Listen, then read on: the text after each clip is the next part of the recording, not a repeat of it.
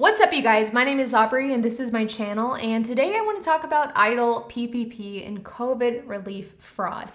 You see, since the CARES Act was enacted last year, there has been tons, and I mean tons, of fraud with COVID relief, the CARES Act, the PPP, the EIDL program, and so much more.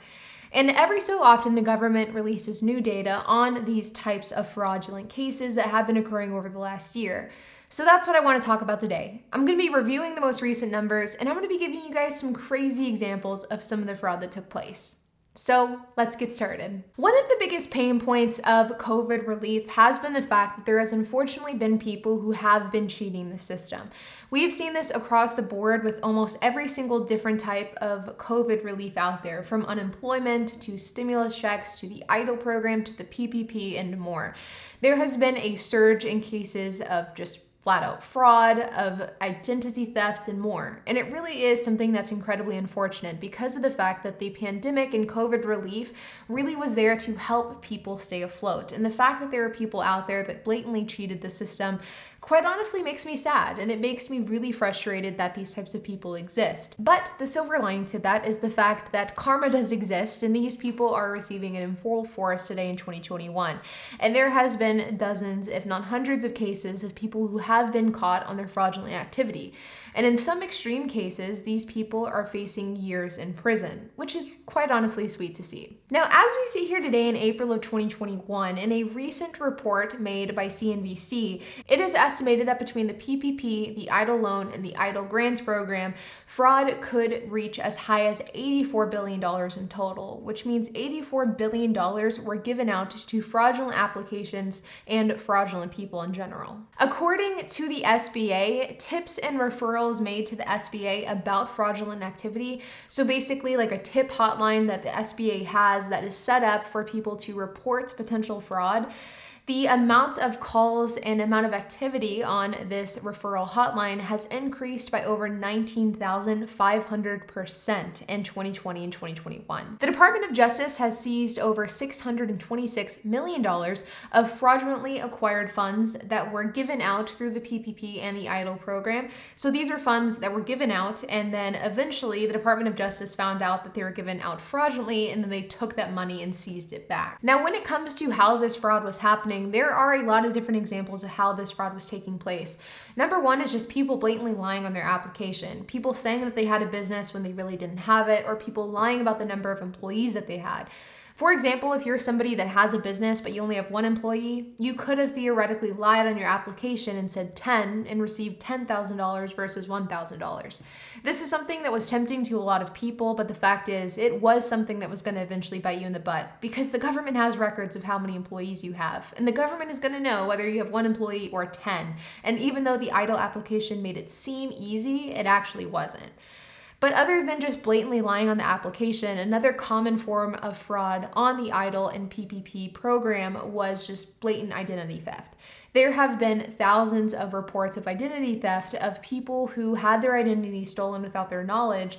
There was EIDL and PPP programs applied for under their name, and they didn't even know about this until the SBA reported that it was time to start paying those funds back. In some of these cases, people were able to get tens of thousands, if not hundreds of thousands of dollars through the EIDL loan program fraudulently by stealing people's identities, by stealing business owners' identities, entrepreneurs' owners' identities, and individual contractors' identities. These types of instances are happening all over the country, and fortunately, it does seem as though the SBA, the government, and the EIDL, as well as the PPP program, finally kind of got their act together at the end of 2020. And with the recent round of second draw and first draw PPP, as well as the recent rounds of EIDL fundings that have been offered, the government has officially started doing the checks and balances that are required in order to prevent this type of fraud from happening.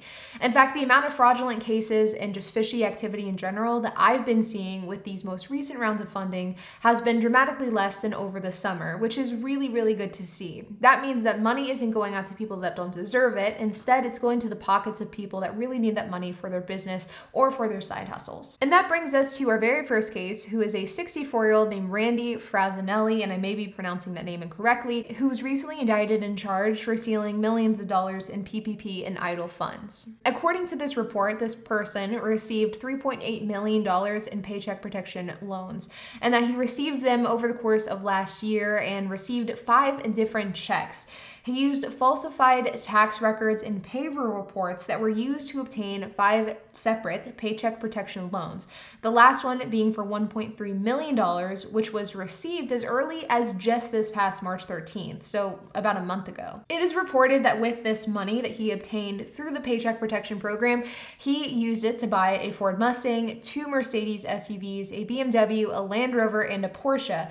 He also bought gold bars, silver coins, jewelry, art, and firearms, and he gave money to his family to pay for their college tuition. In order to get these funds, he claimed to have hundreds of different employees across these 5 different applications, in some cases stating he had 12 employees making 6 figures, in other cases stating that he had 60 employees making about $80,000.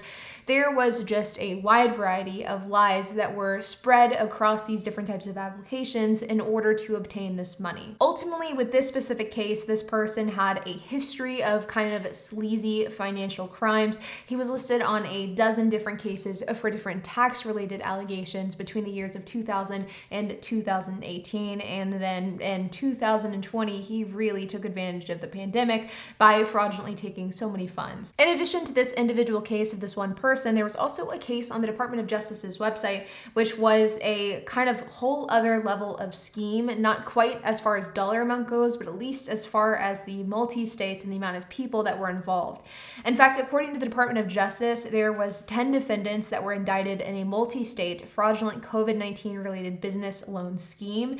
It stated that there was 10 different people across 10 different states and multiple age groups, a 28-year-old, 42-year-old, 43-year-old, 66-year-old, who filled out dozens and dozens of EIDL applications and PPP loans in the hopes of getting cash advances and loans for free fraudulently. In fact, this report states that 58 fraudulent EIDL applications seeking $490,000 were filled out. In the same time frame, 11 fraudulent PPP loan applications were filled out and were used to obtain about $224,000. The defendants are charged with various counts of conspiracy to commit wire fraud, bank fraud, mail fraud, and money laundering. Now, these are just 2 cases. I mean, I did a video on this exact same topic a few weeks ago with different types of cases and different people that committed fraud. And in that video, I had spoken about how there was a guy who applied and received millions of dollars in PPP loans, and then he used that money to buy a multi-million-dollar mansion, which he then bragged about on Facebook. It just blows my mind. I mean, committing fraud and doing this type of shady stuff is horrible in itself. It really does get me to the core because of the fact that I really feel bad for those businesses and those entrepreneurs out there that were not able to qualify for EIDL and PPP funding despite having a legitimate business. And it really pisses me off to see these people who just take advantage of the system and who cut corners and who lie in order to get money. It really bothers me. And so to read these stories just makes me so happy. It's such a sweet, sweet ending to a really difficult year for many people. And I hope that these people end up getting as much jail time as possible because they quite honestly deserve it. It's a waste of money, a waste of time, and a waste of resources to deal with these type of scumbags. And the fact is, every single dollar that they received is a dollar that did not go to somebody that really deserved it. And to think about that really makes my blood boil. But with that being said, you guys, I wanted to make this video because of the fact that I do think it's interesting to keep up to date with this type of fraudulent activity that is happening with the EIDL and the PPP programs. The fact is, this is something that I predicted a year ago, and I am not surprised in the slightest to see these indictments and these charges coming to light in April of 2021.